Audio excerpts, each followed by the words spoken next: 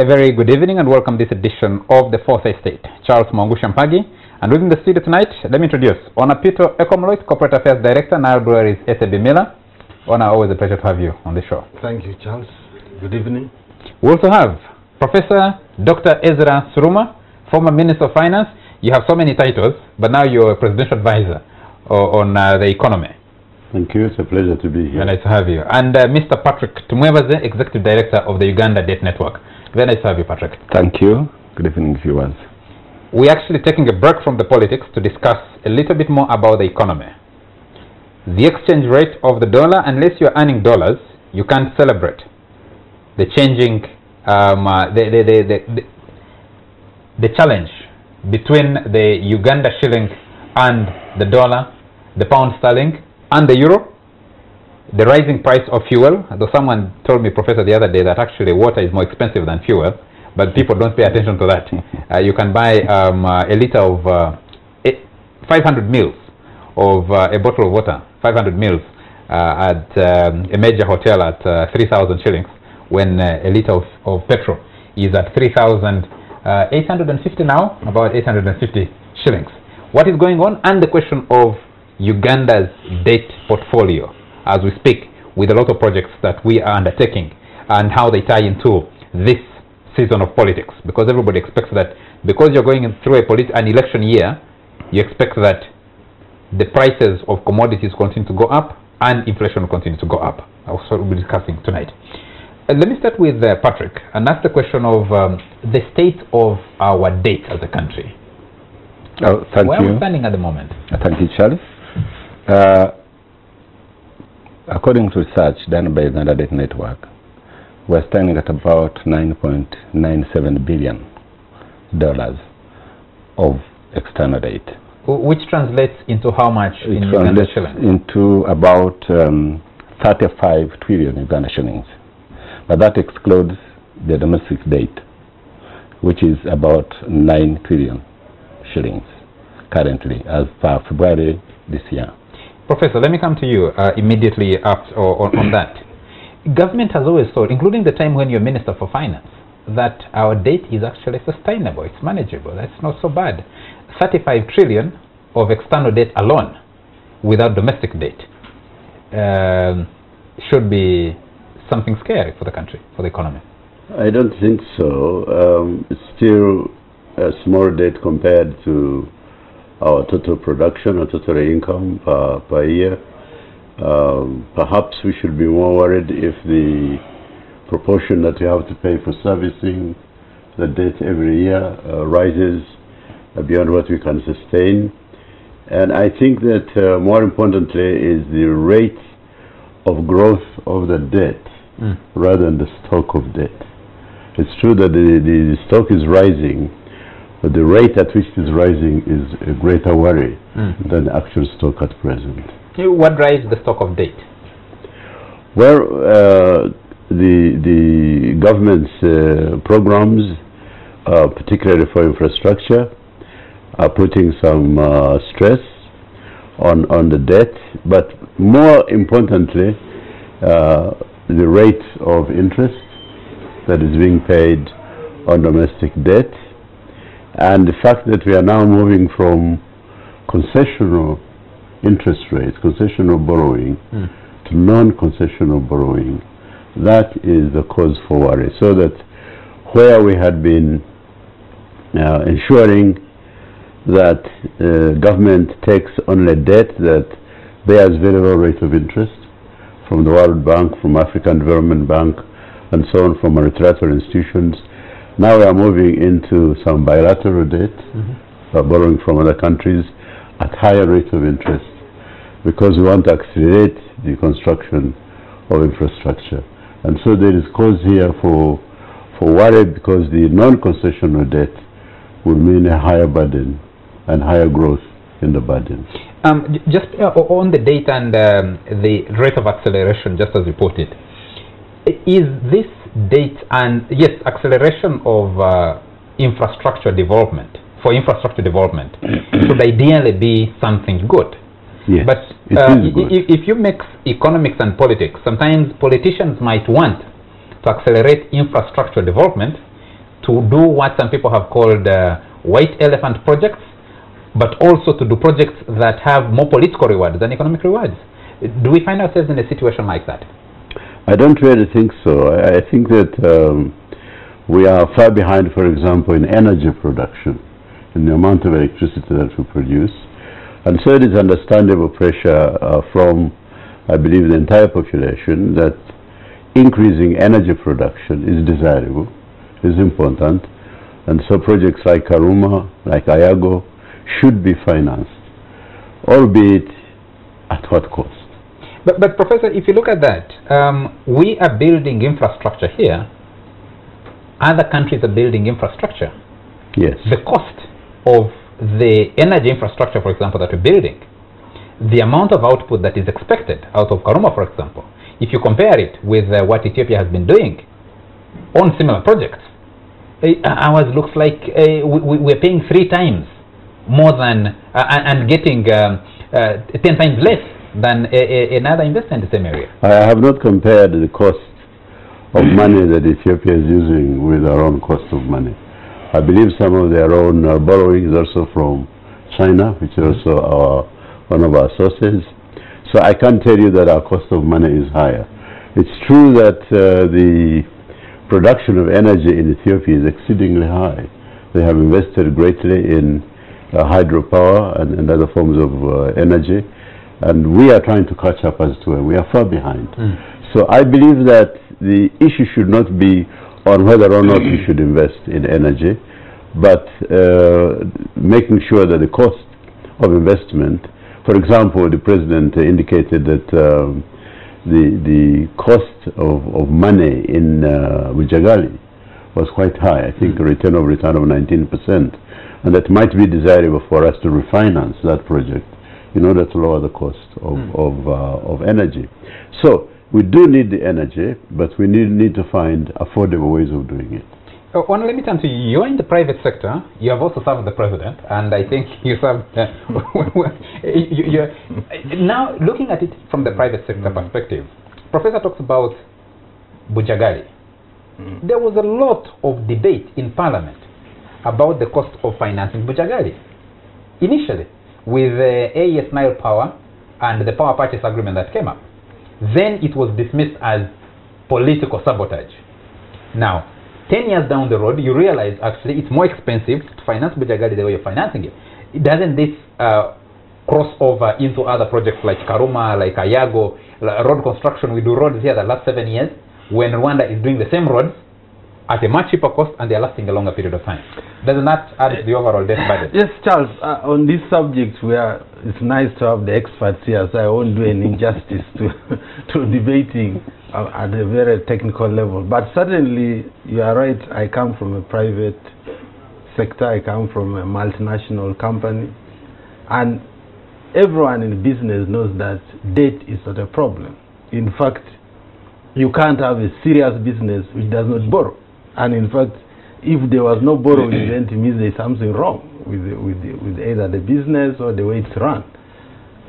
What you have been belaboring, what you have been telling doctor is precisely the point. When you get the money, what do you do with it? No? I mean, private entities borrow money and you can see the results.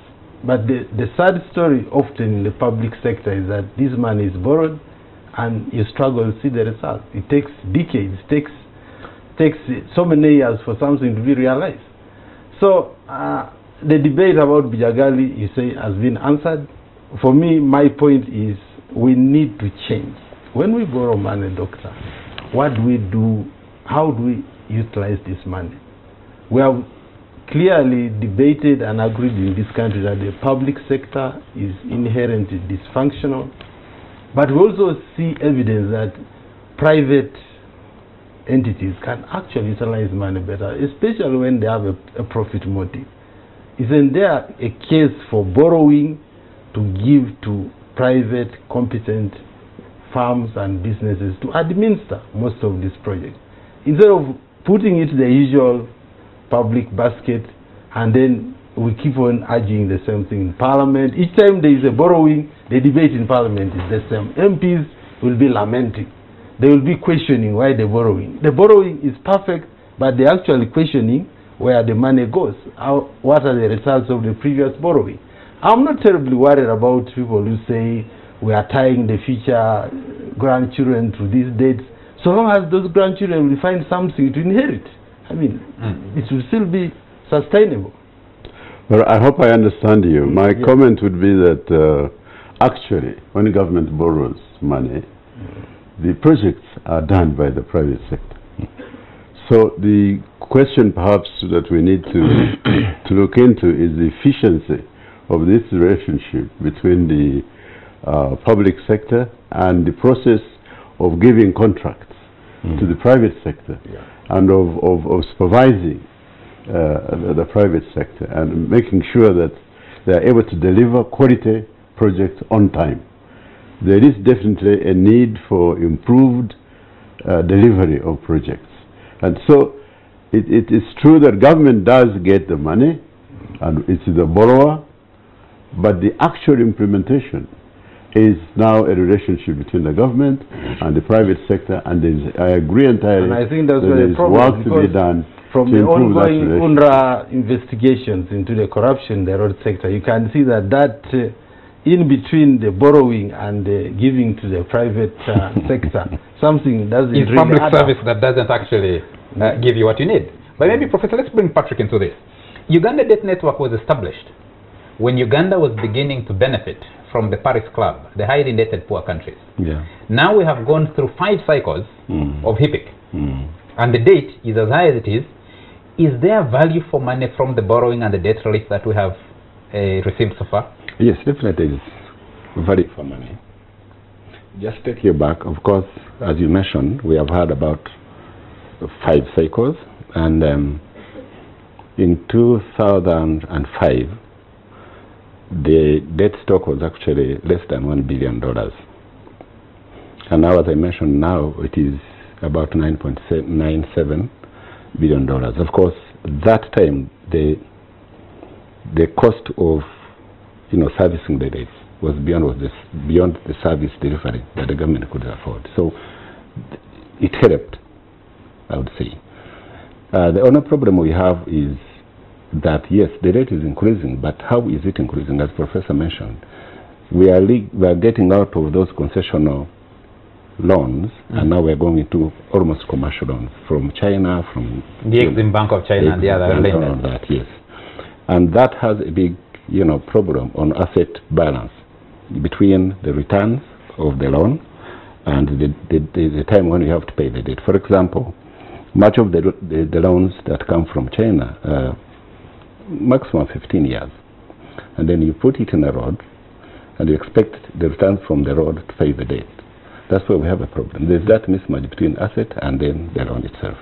But there's still the question of value for money, because I think the idea of setting up Uganda Debt Network was to see how do you reap the dividends of debt relief and get the country almost out of debt, which, as Ona says, as a practitioner in the private sector, and as the doctor says here, is something you can't actually achieve, that you can be debt-free as a country. No one will achieve economic growth and development if they're completely debt-free. But you're looking at the sustainability. You're looking at an audit of the money that you have borrowed, what the interest rate you have to pay back, the period within which you have to pay it, but also what has it built, the sustainability of what it has built.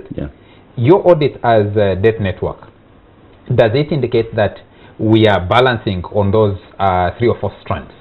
Not really. Because I have the executive director and the chairman here. No, our research shows that, of course, there's a lot of money that goes under the carpet.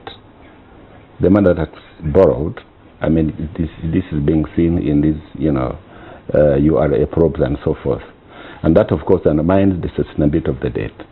In which case, then you have, like what you talked about, you have a road which is supposed to last 10 years, it's 3 years, and then the money is lost.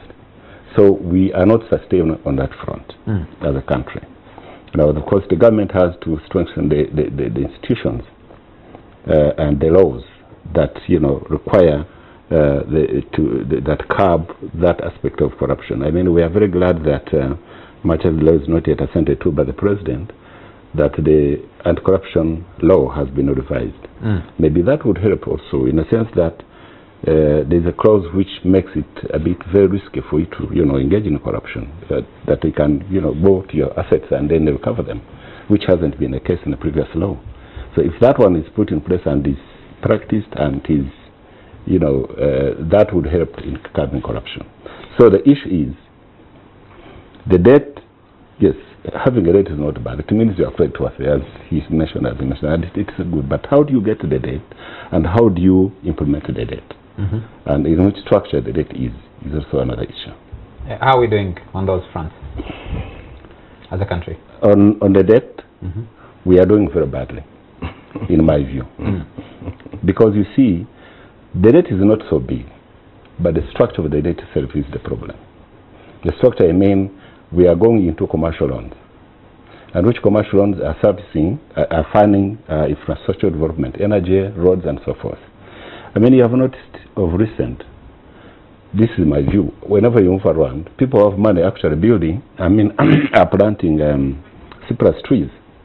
And I'm told cypress trees are supposed to, mature in 20 years. And you're just waiting there to turn an income in that cypress trees. What has happened to the coffee? What has happened to rice? What has happened to the maize? Why are we where we are in terms of the economy, the performance of the general performance of the economy, is a question we'll be answering after a short commercial break.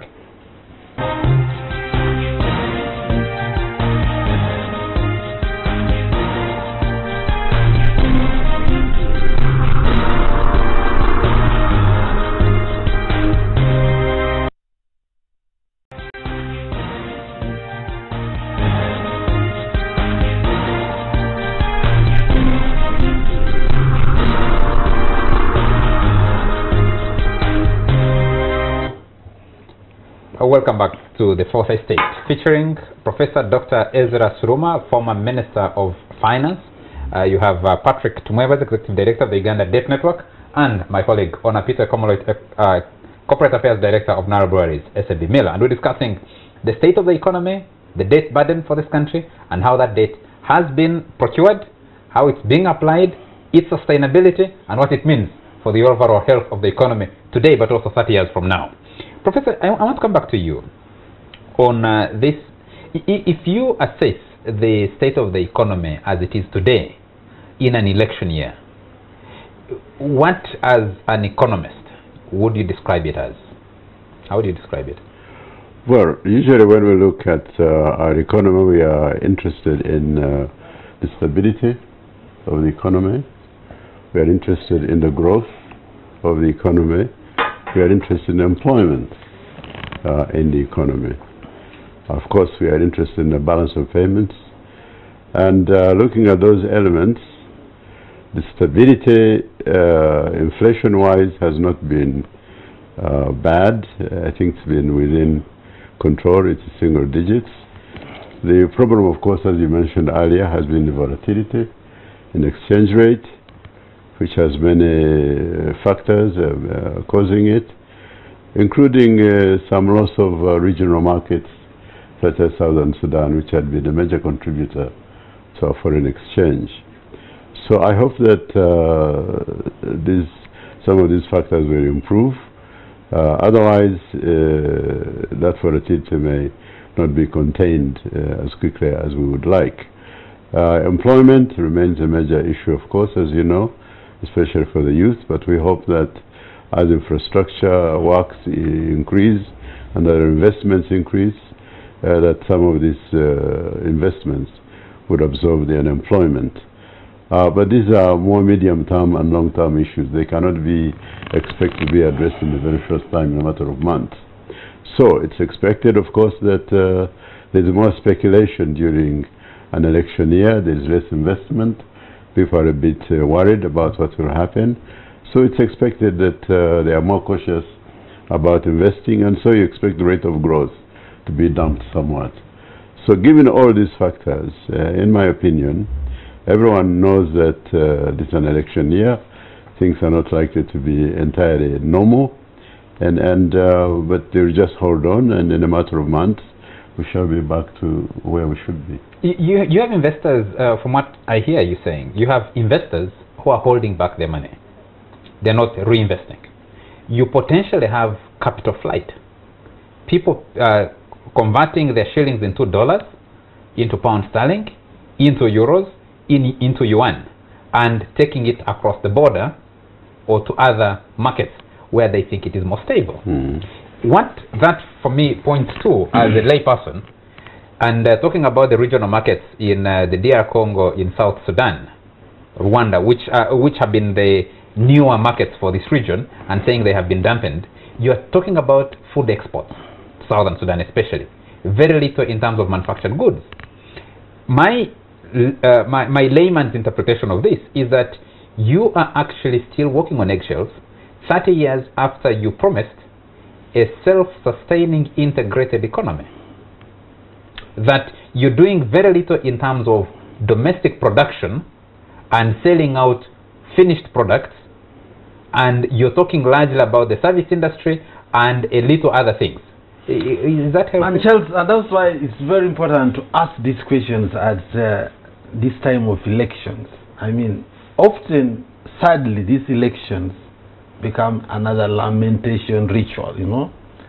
I mean, criticism from the side of those who are challenging the government, and even the government itself, I think, on some occasions acts like the opposition. Everyone says things are not working, and we are going into another cycle of governance after the February. So why can't we change the way things are done? I think that's where I often get so baffled that nobody seems to question that it is not working the way we think it should work. So if why don't we fix it? What went wrong? I mean, why don't we change from the conventional wisdom? And my insistence, let's get back to, for example, why debt money does not work the way we all expect. It's because we believe that we should borrow more and use the same method of utilizing it. You agreed with me that it will be, or the private sector is the one which implements. But that intermediate role of government needs to be reduced or even broken. If you are borrowing money to give to a farm that is going to build a road, what is the role of government in that, beyond the signing? Why should the money first sort of pass through government? I think the role of government is quite clear. No, I think you have about 3 or 4 questions in between there. I'm only saying this role of government needs to be changed. Because if in between the money coming in and going to a private farm, something is consistently going wrong, then that something must be changed and must be questioned. Prof, you have about 3 or 4 questions in there. Let me deal One is production, 2 is the role of government, 3 you have, yes, this foreign market we're talking about. What are we selling to that foreign market? I think the role of government is quite clear. Let's start with that, because I think it is the easiest. They are what we call public goods. The goods that only government will provide and no private sector enterprise will provide if government doesn't do it. Security, roads, bridges, airports. It's unlikely that individual enterprises will invest in these public goods because they are largely goods that are consumed collectively. We all consume defense together. We consume land order together. You can have some private security firms, but by and large, we know that it's the government which provides what we call public goods. Secondly, we also know that these public goods are a relatively small percentage of the total GDP, or total income, or total goods and services produced. So, the government perhaps spends 20 or 25% of total GDP. The rest of the expenditures of the economy are in the hands of the private sector. And so we should always bear that in mind, that even though the government, every focus tends to be put on the public sector, actually the private sector does bulk of the work. And even the public goods are actually being produced but the elements that are increasing the debt are in the hands of the government. They are not in the hands of the let me come. I'm trying to answer your question. So I wanted to make clear the role of the public sector, the role of government. There are certain things that we expect the government to do for us. because that's why we have a government. If you are a Republican type of individual, you believe that the least government is the best government, you might even want to make the private sector produce national defense. But most of us would think that's probably not likely to work well. So, and we can have a debate on how big the government should be or how small it should be. But they are in a developing country like ours. We expect the government also to invest in education, in hospitals, and so on. So much expectations are on the government by ordinary individuals because they don't see the private sector doing those things.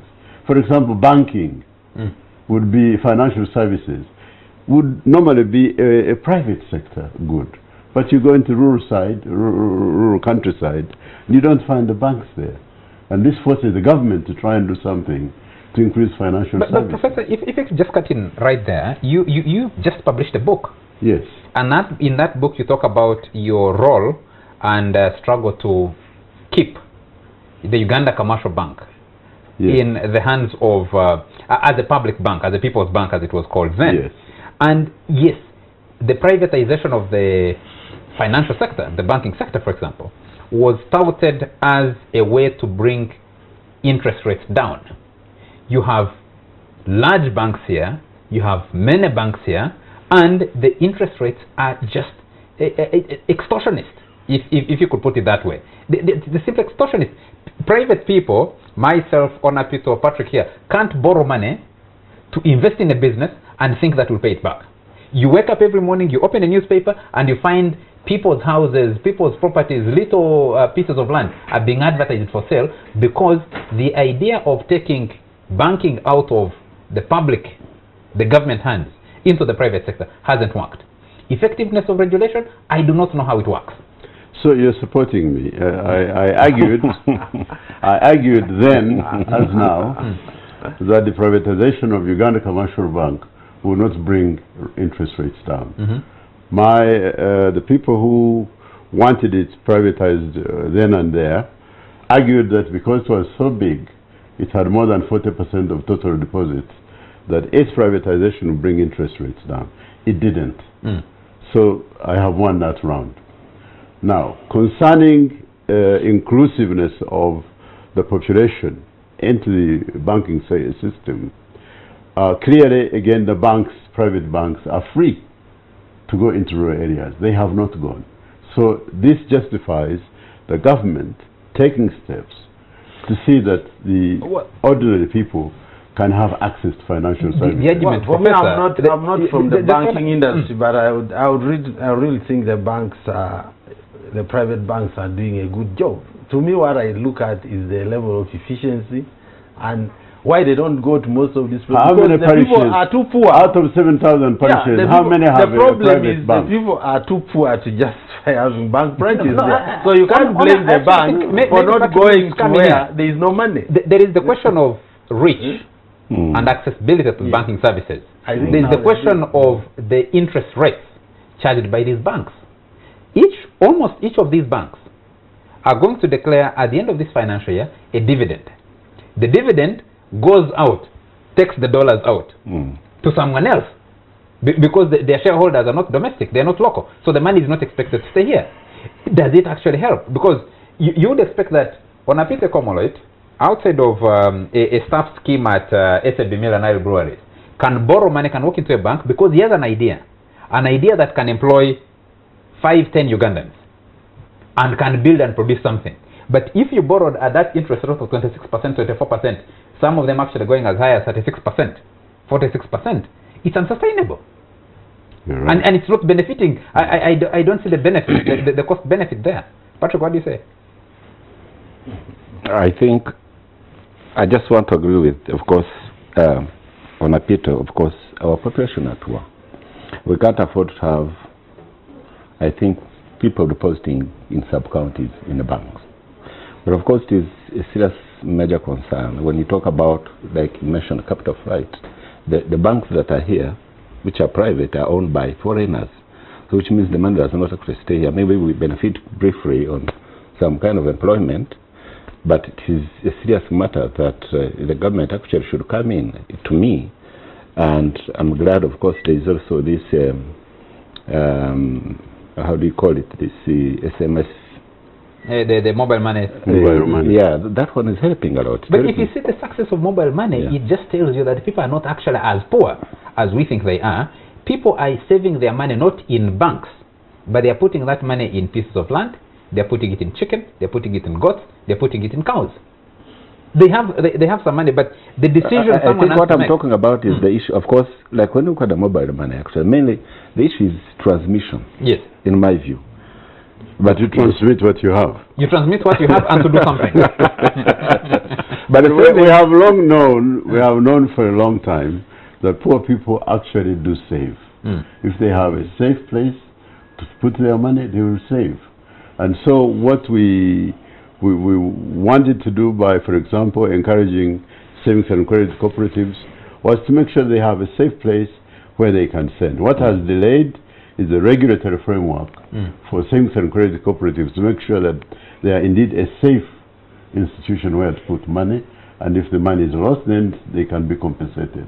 But otherwise, we know that poor people can save, and if they did, this would assist our country to have a higher rate of saving from which we can invest more, and including infrastructure where we are going outside to borrow because we don't have enough of our own capital. But for me, I still can't understand why did the UCB, of course, there are so many reasons why it collapsed, so it was sold. It didn't Why collapse. did the cooperative bank... It did not when collapse. you read Professor's book, it actually didn't collapse. Why it was just sold because someone why was wanted it sold? Or why was the cooperative bank sold if it didn't collapse?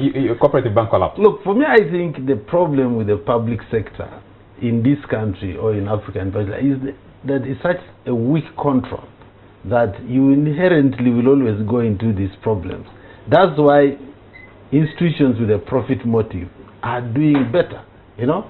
That's where we need to correct that. If we can't... You want to abolish government?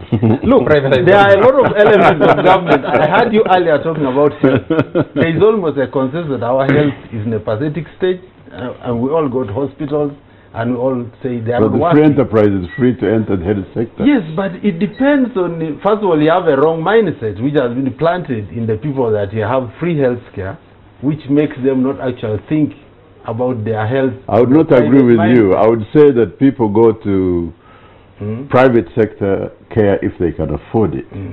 But when they cannot afford, then they go where it is free. Yes, we need to take a quick break. And when we come back, Professor, there are two other questions you didn't answer. The question of production, what we produce. So what are we selling to those markets?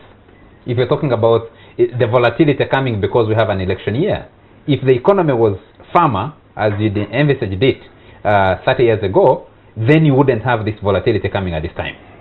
Let's pick that up after a short commercial break. We'll be right back.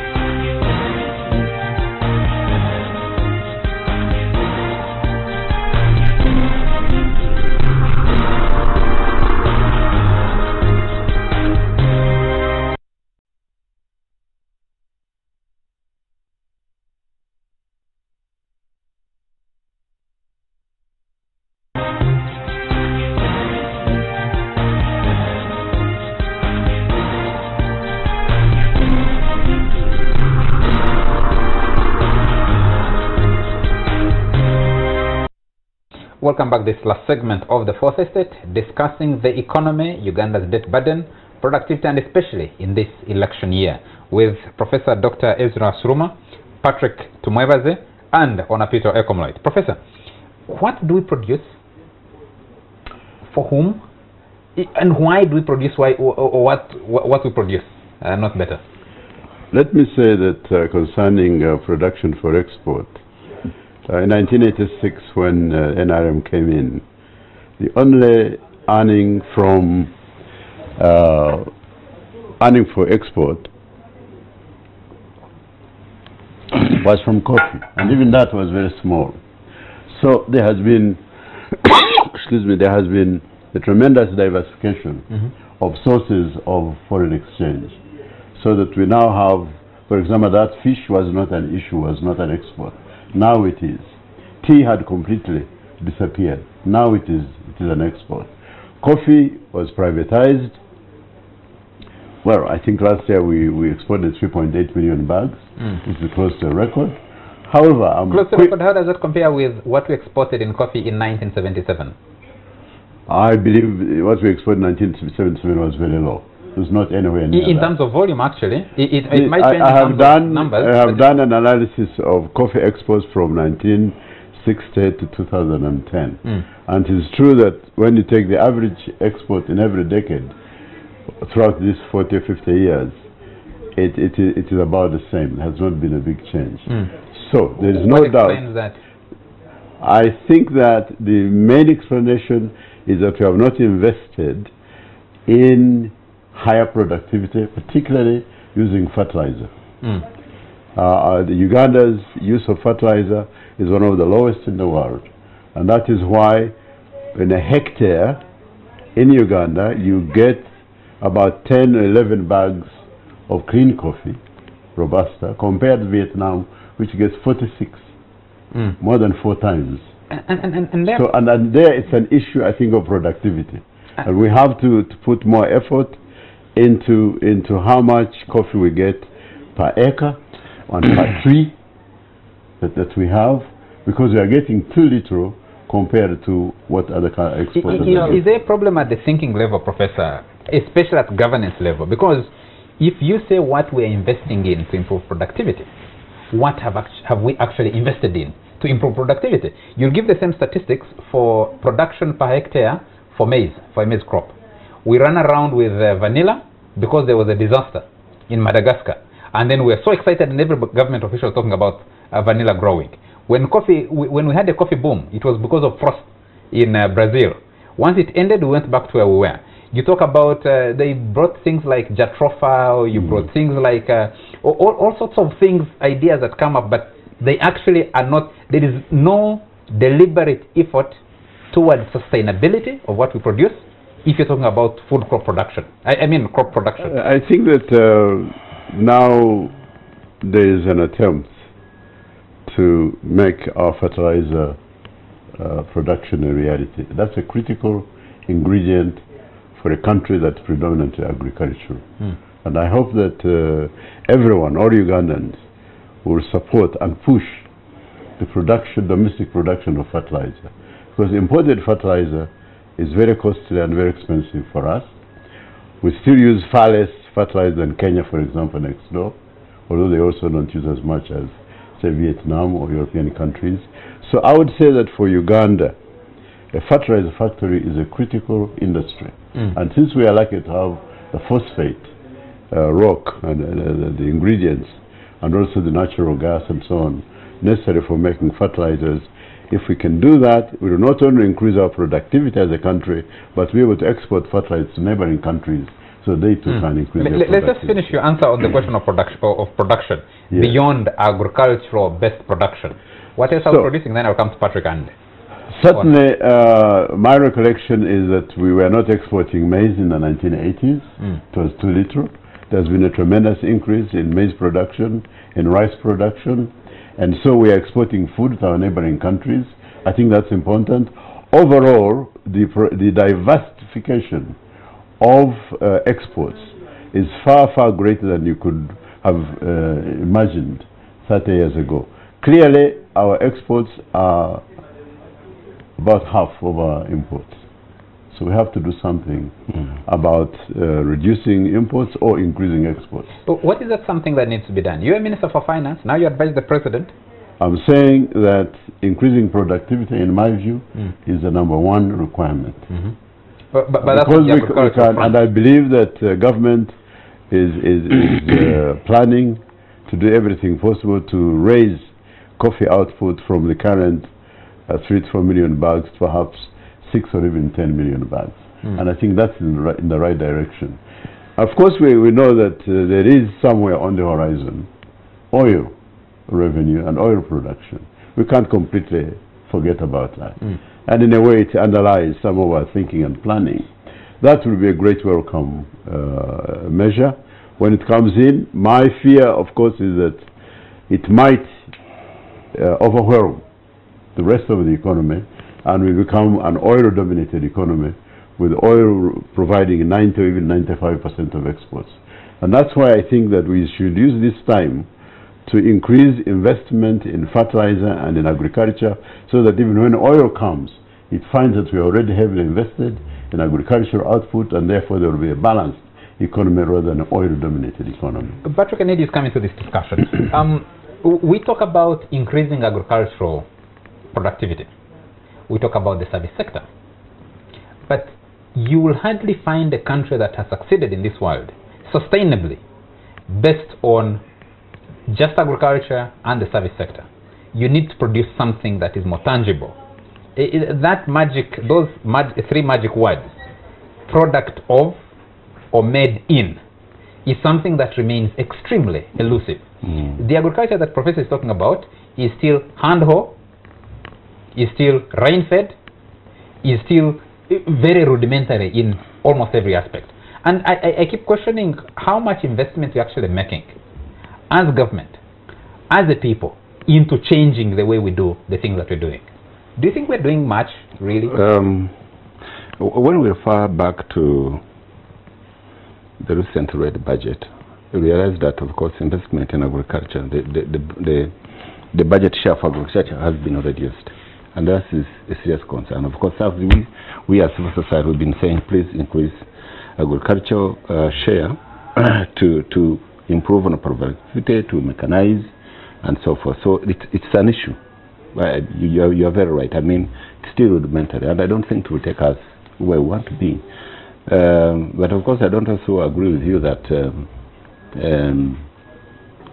the country cannot, succeed because it is doing agriculture, because it is doing service delivery. If you look at Hong Kong, I mean, basically they are surviving on service, and it is a very, upfront economy. So we need to improve our productivity in agriculture, invest in agriculture, as Professor is saying, fertilizers, mechanization, and so forth, so that then we have that productivity that can take us after. Wouldn't we have had this same argument or discussion in 1996? If we are having this show in 1996 at that election year, 1995-96, would have said what we need to do and what government is trying to do. 20 years later, we're still talking the same language. Well, let me say this. In the 1990s, for example, in 1996, debt was a huge overhanging issue over this economy. we could hardly move out of Uganda without worrying about whether we shall be captured and imprisoned for non-payment. Our debtors would be waiting everywhere we went. So the solution of the debt problem in 1996 was very big, and it's good that we got the debt, what do you call it? We were forgiven. And that money went into primary education and so on. Yes, we could have had this debate, but then as now, we need to increase productivity. The fact of the matter is 80% of our people are still in these sectors. You can't abandon them. You can't abandon the people. And if I have 1 acre of land and I'm producing 500 kilograms of maize on my acre, if I can raise it 4 times to 2,000 or 3,000 kilograms, that means I'm increasing my income 4 or 5 times. And that's what should be done. Charles, my take on this, I totally agree with our look, productivity is linked to need for fertilizer, because yes, we are nursing a tired soils, not a tired nation. We are nursing tired soils, but that's just one element. I think there are 2 other driving forces that are undermining agricultural productivity in this country. The first one, of course, is disorganized market. Forget about even the export, the domestic market. You know, like most people are involved in maize production, but how organized is the maize market? How consolidated is it? Bean production. It is free. It's free enterprise. Free market. Look, because for you to get farmers to produce consistent land with certainty, there must be like some price stability, and it can't come by accident. There must be, our business interacts. But you don't want the government to interfere. No, it doesn't have to be government.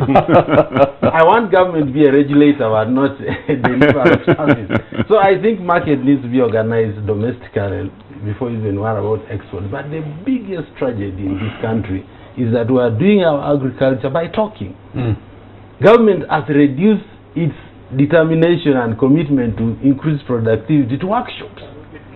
The old conviction that brought the idea of Chiboko coffee. But the production, the provision of seedlings. No, for example, there is no enforcement. These farmers, with all due respect, first of all, they also need to be some level of enforcement. You know, even the most developed countries, that there is enforcement of farming practices. If you have a disease outbreak, they destroy a crowd of animals. You can't argue. If they find your crop farm is infected, it will be plowed down. But how much enforcement of practices going on in our country? You just reduce it to radio announcements, to workshops, but the farmers are not actually applying the practices because there is no enforcement. There must be some punitive action on a farmer who does not practice what's recommended. But the punitive you must action, standardize this practice. The punitive action. Professor, you find the cyclical nature of agriculture and where government actually is completely absent. Now with previously, I would not agree that government is completely absent. Almost completely absent. I'll give you an example. It's the Professor, the maize season is on. Yes. Go to Movende. Go to Kibale. Kibale, Kagadi area, belt. Go to Kamwenge. Go to this Usoga region. What do you want the government to do? No, I'm giving you an example. Because there is a higher rate of production, the messages you're sharing here is we need to increase productivity. Farmers on their own are increasing productivity. The moment they put the crop on the market, yes, they're increasing production. The moment they put the product on the market, the prices collapse. There is no rescue mechanism for them. That's why their property is being auctioned by banks and other financial institutions. And to say that the information asymmetries or on one side, a clarification of marketing processes on the other is not there. The president went to Saudi Arabia and secured the market for goats. I don't know how many goats we sent. Then he went to Nigeria, that's like 20 years ago, went to Nigeria and secured the market for milk. I don't know how much milk we have sent out there. And we are here because the Sudan market opened up for a brief moment and then closed. I believe some efforts have been made to introduce warehousing receipts for maize, for example, so that farmers can take their maize and put them in storage, for example, in Jinja and other areas, and you can get a receipt and you can use your receipt as credit, so you don't have to sell your maize immediately when the price has collapsed, and your receipt can act as collateral for getting a loan. I believe these have been tried and they are being tried, and I know there are efforts to improve storage, which is critical. So yes, the government, I think, has attempted to do some things in this area with the help of donors. And there are many other markets where there is need for intervention and encouragement. But to say that the government has done nothing, I think is not I just want to give the example of our business we deal in getting sorghum from the farmers to make beer. The fact that we have consolidated that market for white sorghum makes it possible for farmers to grow with certainty and price doesn't fall because we guarantee before season what price farm gate will be. So even for things like maize, beans, I think you need government to help to develop a critical off-taker who will kind of stabilize price, and then farmers fall in line. Which is what, for example, the World Food Program is does. One of the big at times that we need to get out of here. But Professor, just one question. If you can localize the argument you just made a few minutes ago to a farmer who has increased their Irish potato production from 1 acre to 4 acres, actually on their own put fertilizer and they're producing more in Kisoro, and localize it to a farmer in Kamwenge, who is the sub-county, for example, who has increased production of maize, and they have the maize now, and you're telling them to take that to a warehouse in Jinja somewhere and get a receipt for that? No, I don't think that Jinja is an example. It's not the only maize warehouse. I believe there is one in Masindi, I think, and a few others have been tried. I don't know the exact locations. The point is that government attempting to do something, and I want to encourage them and the private sector to increase storage facilities and ways of stabilizing the market. and so that there's a win-win situation between the farmers and those who do the storage and the exporting. Okay, I'm being told that our time is out. We need to get out of here. I'll just come to you for the last word. We are in an election year. The economy is moving where it is moving. What's your prediction of where we'll be in February 2016, given the way things are today? I hope that there will be increased stability despite electioneering speculation, and I pray that after 2016 we shall take off to unprecedented growth and investment. We are not taxing too long on the runway. No. That is unlikely to happen so long as we have government as the That lead is service my prayer. provider. That is my prayer. You're an economist. Economists don't pray so much. They actually sit down and do the numbers. We like to raise expectations.